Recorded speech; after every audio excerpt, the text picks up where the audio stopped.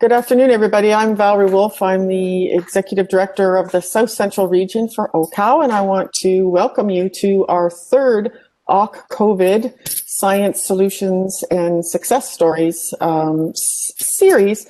We were last with you in July with the series, although we also had some content during our October occupational disease webinar series. And what we're trying to do with these sessions is remind everyone about the connection between occupational exposures and COVID and the hazards, and mostly learn from each other about preventing COVID in workplaces. So today I'm very happy to have two subjects to discuss. The first one being addressing airborne transmission by doing something about ventilation. With OCAL occupational hygienist John Audick. And then we will also be discussing sparking knowledge activism to fight COVID-19 in the workplaces of the province, which I think will be very engaging. And then we'll have time at the end for discussion and questions and answers. And although we're set to finish at 3, we will stay if people still have questions until 3:30 at least. So let's get started with John. He's actually recorded his presentation, although he is here and present, but in order to manage the time, he has done a recording for us. So that's what we're going to listen to.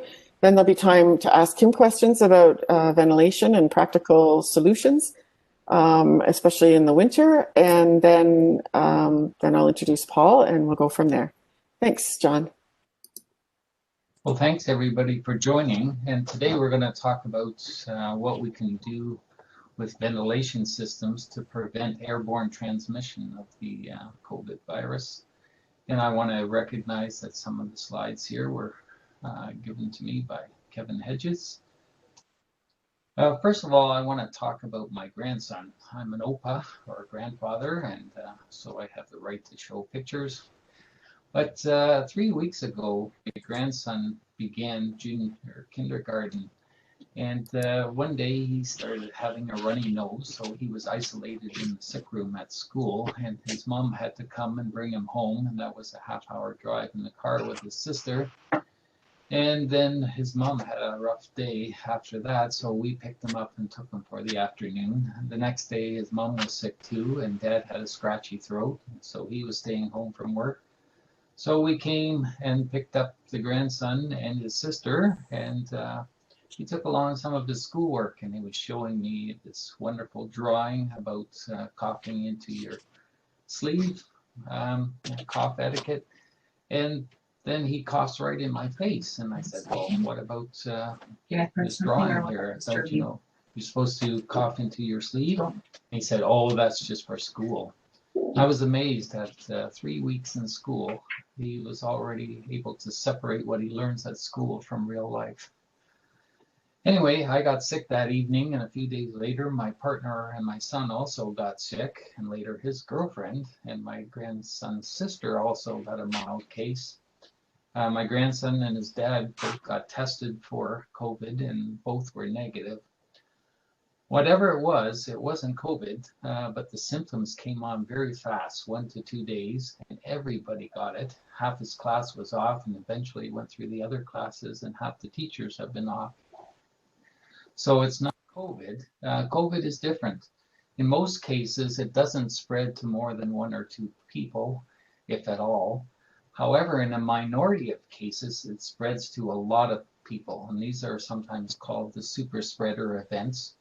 Super spreading is an interaction between the person, the environment, and the time trend of the disease. And it's distributed by a Pareto, or power law distribution, which means that 10 to 20% of the cases will cause 80% of further infections. And this poster here says that you should avoid the 3 C's, and 3 C's being crowded places, close contact settings, and confined spaces with poor ventilation, because these are the conditions under which super spreading events can happen. If people are just out in the open, these super spreading events will probably not occur. And this is a picture of transmission contact tracing that was done in China. And you can see here from the dots, most of the dots just have a single dot, which means they didn't spread to anyone. But some of the dots, like the one in the middle, you can see it spread to a whole number of people. So there are a few cases that are spreading a lot, but most of the cases are not. And this is what the bar graph at the bottom also shows. In Hamilton, where the clinic is located, we had a case in an exercise club where they have stationary bicycles, and they had 48 cases from that building. And that led to 15 secondary households and 8 school and child care centers, 6 healthcare facilities, and 22 other workplaces. There's also been meatpacking plant outbreaks, and meatpacking plants have cold temperature and humid conditions, and that's probably a 4th C cold that will allow the transmission of disease. Now, back in January, one of the first cases that was mentioned about super spreading was a restaurant in Guangzhou, China, and the first investigation concluded that it was droplet transmission, but that these droplets were blown around by the air conditioning system. However, they said our study has limitations. We did not conduct an experimental studies simulating the air transmission. So the next group looked at the same restaurant and did the air testing, and they found that it was probably aerosol transmission. And they suggest that it's crucial to prevent overcrowding and provide good ventilation in buildings. And this is what the restaurant looked like. And the red people are the cases that got infected there. And you can see the airflow from the ventilations from the air conditioner. And it was only recirculating. It wasn't taking in outdoor air. There's also a number of cases on buses, and here the person in red is the person who infected all these other ones. It should be noted, though, that those people who had masks on when in the bus did not get infected. However, this paper was retracted, and that was common in the early days for sensitive studies, but later on, there was another study on another bus which showed similar pattern of transmission within the bus. Then there are the choir outbreaks. People who practice singing in close quarters for a long period of time with poor ventilation had very high rates of transmission. This one was in Washington State. There was another one in Amsterdam when in the Netherlands, there were only 400 cases confirmed so far, more than 100 people in this choir, and the orchestra and the soloist got infected. However, none of the people in the audience seemed to have got infected, so you had to be in close quarters to a person who was infected. Now, this is an important drawing. It shows 2 types of particles leaving a person who's coughing or sneezing. You can see the particles in green that are flying out, and these are the ones you can see. If you've ever seen somebody spit while they're talking or shouting or sneezing and see the particles fly, that's what you see. And you can see they go into the air and they drop to the floor. Now, the red cloud is smaller particles, and they're a puff, and they come out fast, so fast that the ventilation system cannot control them. But as this puff slows down, it gets caught up in the air currents and becomes part of the air exchange within the room. It becomes part of the room environment. Here's a simulation showing how the different particles settle. So these are the very large particles, and you can see they just drop down to the floor, and at the bottom you can see a puddle accumulating there of all these droplets. Then you have a bit larger particles, but they're still heavy enough to fall to the floor. Then you have the smaller particles that get caught up in the thermal plume coming off of a person, and it goes up to the ceiling. And then you have the very small particles that become part of the air currents. If we put them all together, it looks something like this. And when the smoke clears, this is what's left. You can see it on the ceiling. There's a few particles on the person and on the floor. So there's been a lot of arguments about how this virus is transmitted. People saying it's airborne, aerosol, contact, droplet, surface, even fecal.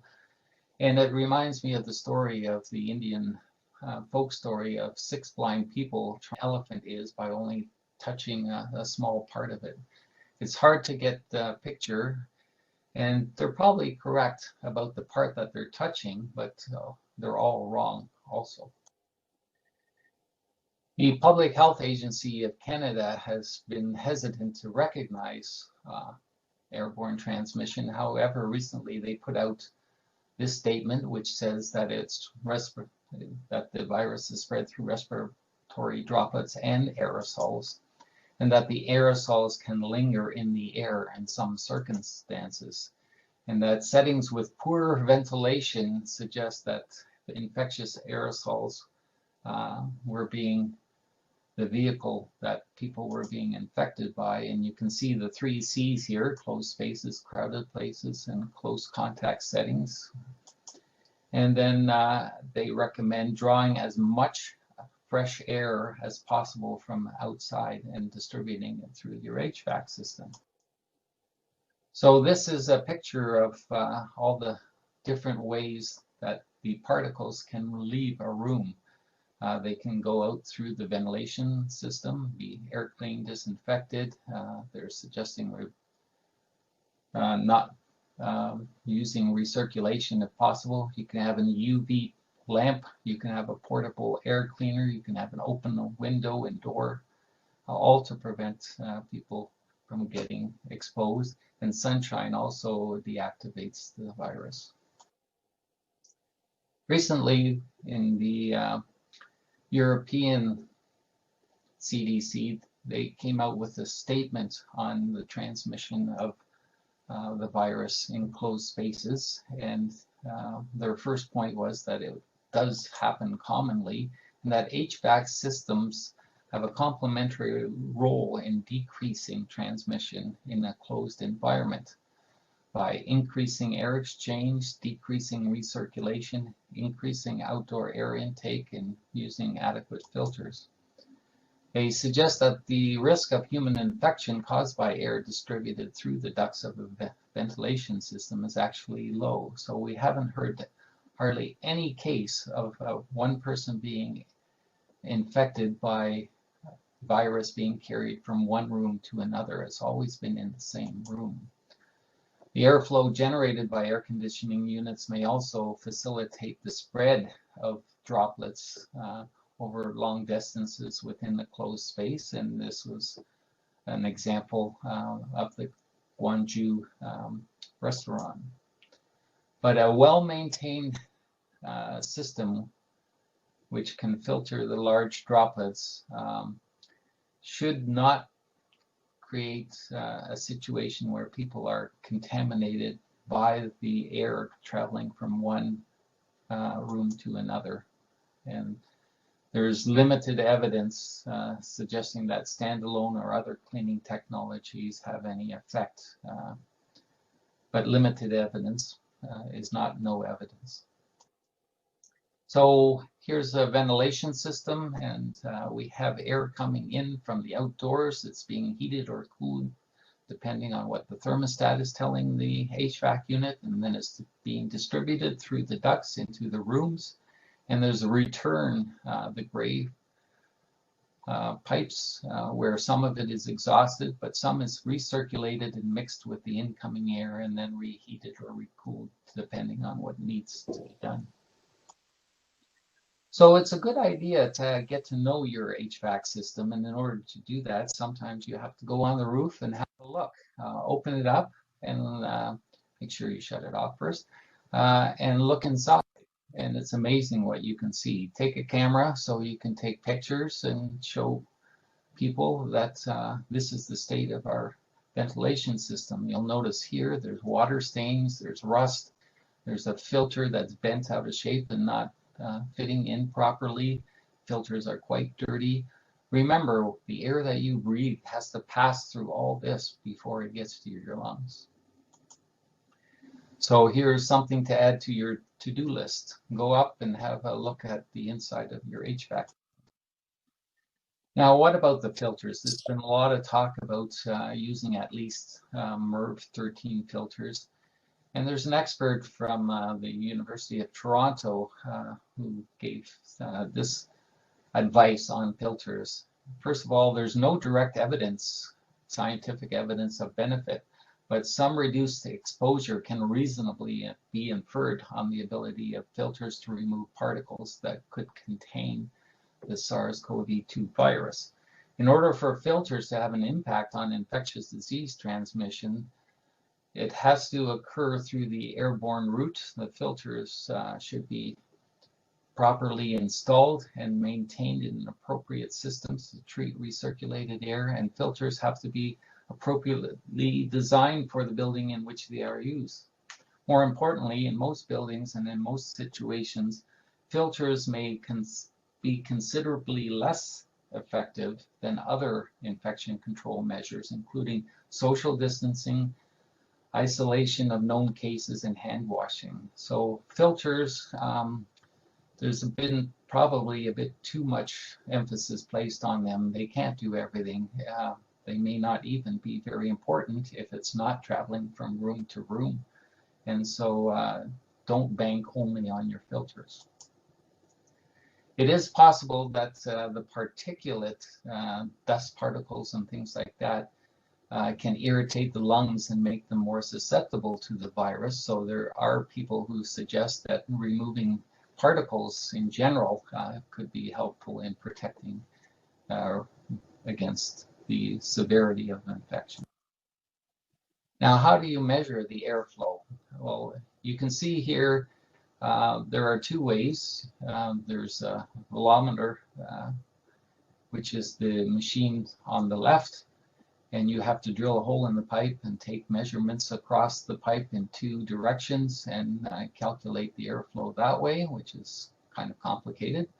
Or this pup temp thing that you can put over the air diffuser and then measure the airflow, and it's an electronic, so you don't have to do any calculations. And you can imagine this thing could be heavy and you have to lift it quite high. So ergonomically, you can get this stand, and you can see here below the stand is holding it over the air diffuser, and you can actually read it in a display that's separable from the machine. Now, the problems with measuring air changes is that when you're measuring the air from the diffusers, you're measuring the air that comes from outdoors, but you're also measuring the air that gets recirculated. So usually only about 10 to 25% of the air is outdoor air.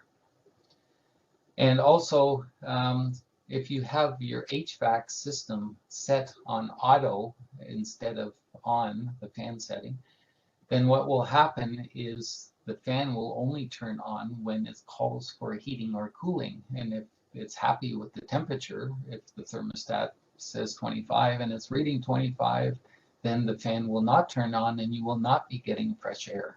Therefore, it's important to turn the fan setting on. Now, if you're recirculating a lot of your air, then generally systems are designed to provide 5 to 6 air turnovers per hour. And if only 10 to 25% of that air is outdoor air, then your actual rate of outdoor air changes is only 0.5 to 1.5 air changes per hour. And this assumes perfect mixing, which probably doesn't occur. Open windows and doors will give you more exchanges. Also, if you bring in 100% outdoor air, your HVAC system will probably not be able to manage the temperature and humidity in extreme weather. So another thing to add to your to-do list is to turn the fan setting on. Now, another way of measuring outdoor air supply is using carbon dioxide. We all exhale carbon dioxide, and by measuring it, we can estimate how much outdoor air is coming in to dilute what we're exhaling. And ASHRAE, which provides standards for acceptable indoor air quality, suggests that in offices 17 CFM, cubic feet per minute, of outdoor air per person be provided.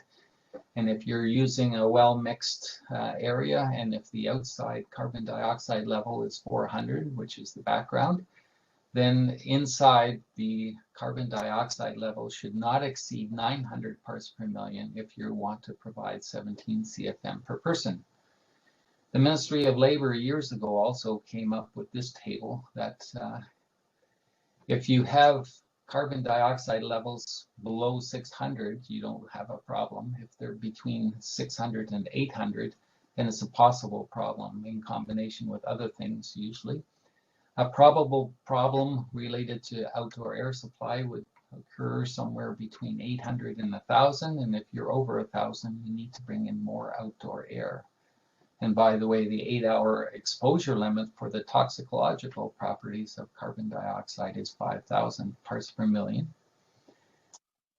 And there are issues with how you measure it. There are lots of cheap sensors available, even measurement machines that are fairly inexpensive. But if you want a good one, you're talking probably over $2,500. Also, you've got to make sure you don't breathe on the sensor. When you exhale 30,000 parts per million carbon dioxide. You need to make sure there are no other sources. And sometimes the outdoor air can be have high levels of carbon dioxide, especially if you're on a busy street. If you take grab samples, you need to take them at peak occupancy just before people leave. And it's not time weighted. It's actually better to track it over time. And some of the more expensive machines will allow you to do data logging, which is a good way to see the pattern. It's a surrogate for outdoor air supply, and if it doesn't work, you have to go to the pup tent way. Most indoor air quality standards suggest that you not exceed around 1,000 to 1,200, but being below 800 parts per million is probably a better benchmark to use. If you're using 100% outdoor air into your HVAC system, the CO2 level should be less than 600. And you have to be careful if you've lowered the occupancy levels in the building compared to normal. It doesn't mean a lower carbon dioxide level does not mean you're providing more air supply, outdoor air supply. You're just diluting it by lowering the occupancy. There are also going to be thermal comfort issues if you're providing 100% outdoor air, because the ideal temperature for air conditioning is 10 degrees Celsius outside. So in spring and autumn, you can probably take in a lot of outdoor air, but when it's much colder or hotter, then the system will have a problem maintaining the temperature. Therefore, in the winter coming up, you need to adjust workplace clothing as a means of addressing these issues. Lots of blankets, sweaters, and even thin gloves and space heaters. Opening windows and use of barriers may disrupt the designed airflows, and that may cause problems. However, it does bring in extra air if you're opening windows and doors. Relative humidity will also be very difficult to maintain in the Canadian winter. If you want to add it, you need to look at steam injection humidifications. And so another thing to add to your to-do list is to prepare people for thermal discomfort. With respect to relative humidity and the health risk associated with this, for viruses, the optimal range for reducing exposure to viruses is to have a relative humidity between 50 to 70%, which is, as I said, hard to maintain in Canada. Now, the Ontario government's announced that it would provide $50 million to upgrade school HVAC systems. However, there are 5,000 schools, and when you divide that out, it turns out to be about $10,000 per school, which is probably just enough to buy a bunch of air purifiers. Now, if you're buying air purifiers, you need to look at what air velocity rate it puts out. And here, for instance, the middle one has 400 CFM. However, you need about 70 CFM per 100 square feet. So 400 CFM is about the equivalent of 500 square feet of office space. And in a typical classroom, which is twice that size, you'd need 2 of these in order to look after the room. Plus, there's another problem with noise. Some of these can be very loud. The recommended background level of noise is 30 to 40 decibels, and these are 54, 56, and 70 decibels. And if you have 2 of them, it's that much noisier. Also, as the filters age, they lose their ability to collect the particles. And here you can see that aged filters only provide about 20% of the original airflow. So if you're going to get into these things, you really need to do your homework. You need to size them properly, locate them properly, and take good care of them. Otherwise, they'll deteriorate very quickly. Again, Jeffrey Siegel from the U of T talked about UV systems to kill bacteria. And a properly designed and maintained UV system, often in concert with filtration, humidity control, and airflow management, has been shown to reduce infections from other viruses, usually in hospitals. The details of the system are very important. The design of the fixtures, the lamp type, the lamp placement, airflow amount, and mixing. Simply adding UV to an existing system without consideration of these factors has not been demonstrated to be a benefit. So if you're going to get into UV, you really have to know what you're doing. Ionizers, ozone generators, and plasma and other cleaning technologies, none of these have been proven to reduce infection in real buildings, even though they do work in laboratories or idealized settings. Some of them have substantial hazards, such as ozone production, so you need to watch out before jumping into them. Here is a comparison of standards from the US, the EU, Japan, and China. It's a little hard to read, so I blew it up a bit.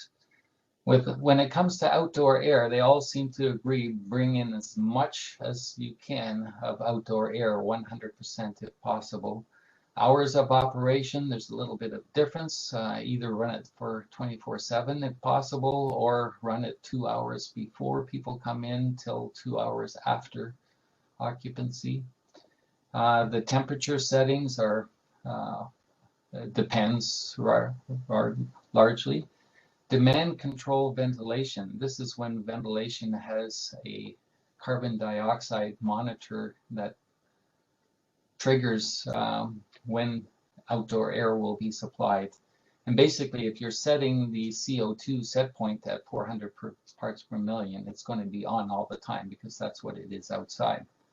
Lower the set point in Japan, and in US they say just disable these filters. Only the US recommend higher filters. And again, when we combine this with the observation that no cases have been identified of infection from room to room, you kind of wonder if you really need the filters other than the usual type of filters. For washrooms, in ASHRAE, they don't talk about it other than if you're running the ventilation system. The washroom ventilation system will run also, but the other standards suggest running the ventilation system 24/7, closing the lid when flushing, and avoiding dry water seals. In China, in SARS-1, there were some cases of transmission due to water seals that didn't work. So here's another thing to do on your to-do list. Take this list to the Joint Health and Safety committee and have them look at it. And to help you do that, OCAL has created a ventilation checklist, which is available both in French and English. And it covers some of these things, making sure that you connect with the people who operate the system, increasing your outdoor air supply, measuring your air changes, checking the integrity of the system, operating it as long as possible, ensuring adequate washroom supply and exhaust ventilation, looking at your filters, considering air cleaners and your relative humidity, and performing a risk assessment. Now you might ask, how do we perform a risk assessment? So this is another thing on your to-do list. We have a tool that actually helps you do that. It's called Regional Risk Tool and Tips. And it's based on 7 ways of dealing with this issue: communicating, cleaning, hand washing, ventilating, distancing, screening, and masking. And we're based into 5 categories, which are based on the Public Health Ontario's original categories: low, minimal risk, controlled risk, some risk, wider risk, and high risk. And this is how we compare to the current system of prevent, protect, restrict, and control. And here's a list of the public health units as they were a couple of days ago. And you can see it lines up pretty well, but not exactly. So here's another thing to do on your to-do list, is to monitor your local community risk of infection. And so here are the 7 items, and we're going to focus in on ventilation. And here's the advice for ventilation, and you can see it's color-coded. So if you're in the blue risk zone, which is hardly any risk, you just do the usual things of regularly cleaning the unit and maintaining it, and making sure you have the thermostat on instead of auto. Once you get into the higher levels of risk, there's more requirements to do, and this will help you judge what level of activity to do based on the regional risk. And finally, I want to summarize what the European CDC recommended. First of all, the removal and control of COVID sources that hold off persons with COVID or with symptoms like it from coming into the building at all. Engineering, and that's the HVAC, comply with best practice of maintenance and settings of the HVAC system, and ensure frequent open windows in naturally ventilated areas. Administrative controls, reduce occupancy of closed indoor spaces, and personal behavior. Keep your physical distance, practice respiratory etiquette, and wear your face mask. And really, this is just the hierarchy of controls at the source along the path: administrative controls and personal protective equipment. So here's your to-do list, a summary. Download and review the checklist, monitor your local risk, go and look inside your HVAC unit, make sure your fan setting is on, prepare occupants for thermal discomfort, check into humidification, review the HVAC standards in the slide with the Health and Safety Committee. And if you're getting air cleaning units, make sure you do your homework, size and locate them properly, and take good care of them. Thanks very much for your time. And in the words of Bruce Cockburn, the famous Canadian musician, from his song, "Open up the window and let the bad air out." Thanks a lot, John. I see that there's a few questions in the chat.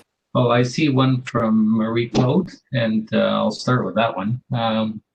What do you think about portable air purifiers in hospitals? Some hospitals in Quebec want to do this in COVID units instead of HVAC. I would not turn the HVAC off. The idea of having portable air purifiers might help. I think if you heard the slide that I quoted Jeffrey Siegel, if it's properly maintained, and if it's a new one, it probably will work for a first little while. But I've seen many of these portable air purifiers after they've been in a workplace for a long time. and they're usually not well maintained. In fact, I've seen some that were putting out more particulate than was in the air around them. That's because buildup is dirty and it started emitting instead of filtering. So yeah, they can supplement the HVAC, but not instead. The idea of turning off an HVAC. Now, if you have an HVAC that isn't up to standard and you need something to in addition, yeah, you can add it. What else do we have? There's a question about the intersection of thermal comfort and increased exterior air when there are regulatory minimums, which we do actually have in Ontario, right? An 18-degree minimum. Well, we're in an unusual situation, so you're going to have to balance your thermal comfort or discomfort with your risk of infection. If you're in an area, in a region which has very little community risk, you can go for the thermal comfort. But if you're in a zone that has high community risk, I would suggest that you can sacrifice a bit of your thermal comfort by putting on a few extra sweaters and maybe even thin gloves or whatever you need in order to protect yourself against the virus. You know, maybe I'll just leave it at that. Great. There's another, just more comment around the capacity that HVAC systems are designed for building occupancy in space, and in fact, trying to boost the ventilation rate may take the equipment right outside of its design ranges. So that has to be taken into consideration.